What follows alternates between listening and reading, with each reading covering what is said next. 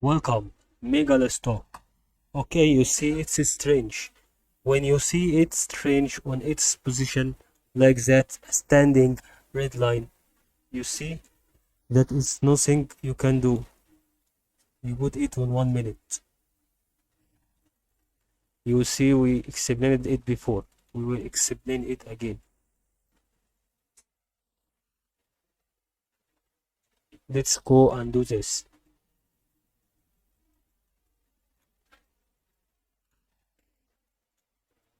Or put trend line as the resistance.